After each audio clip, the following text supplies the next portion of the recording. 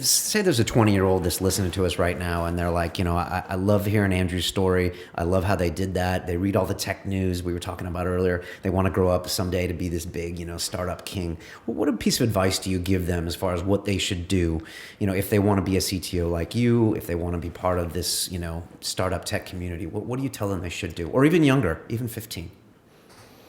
Well, as a tech person, I'd like to sort of see more people maybe trying to learn how to program.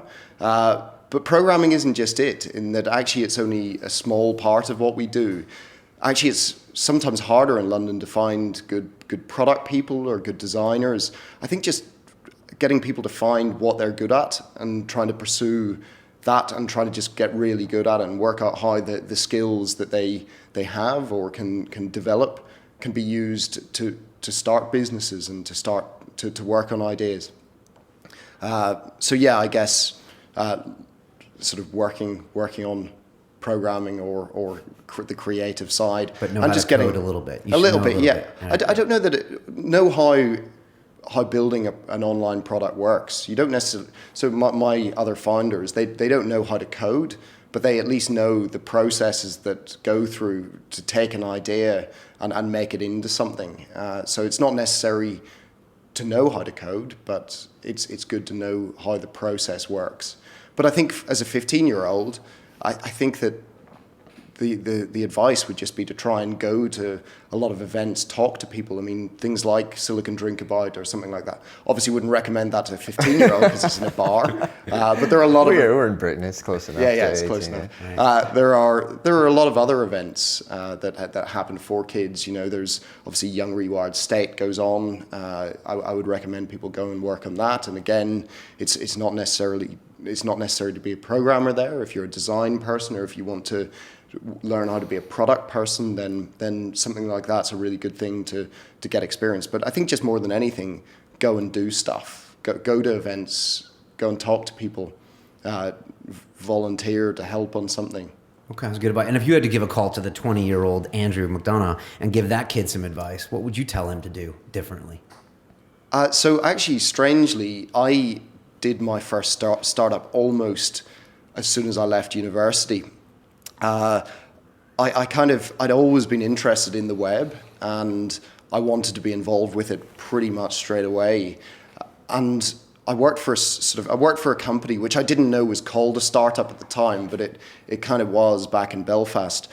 And I worked there for about 9 or 10 months, and then realized, hang on, I could do something like this myself. So I actually left and started working on a product, and it didn't really work out in the end because I didn't really get it in front of people. So technically it was really good, but I didn't really have the confidence to sort of actually phone people up and try and get people to use it. So I think that my advice to myself as a 20-year-old would be to actually try and just, again, get out there more, put your software in front of people so that they can touch it and try and get them to use it. I just thought that I would be able to sit around and wait for people to discover my software, and then What was the product?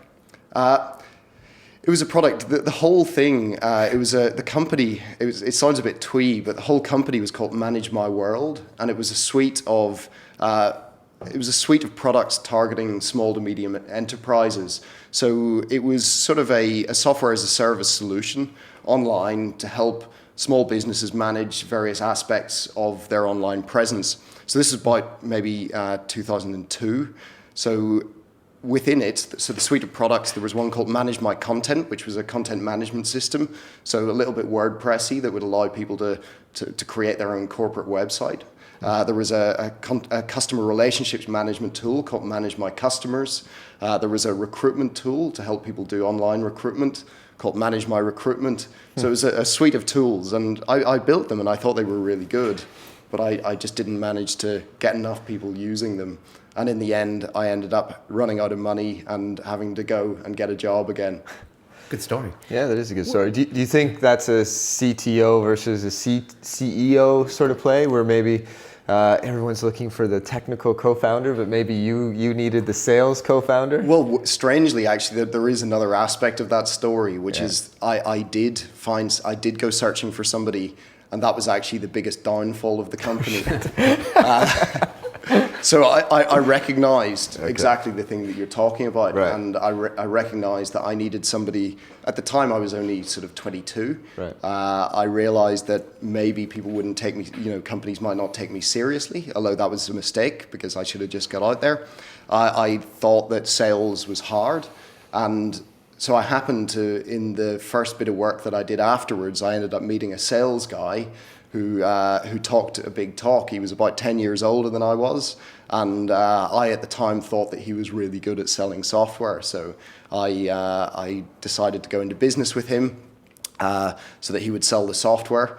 He ended up not selling anything, and actually rinsed not the bank account. The bank account didn't have any money, but I discovered after a few months that he had rinsed the overdraft of the bank account. I'd taken about $3,000 out of it and then disappeared. So, Sales guy.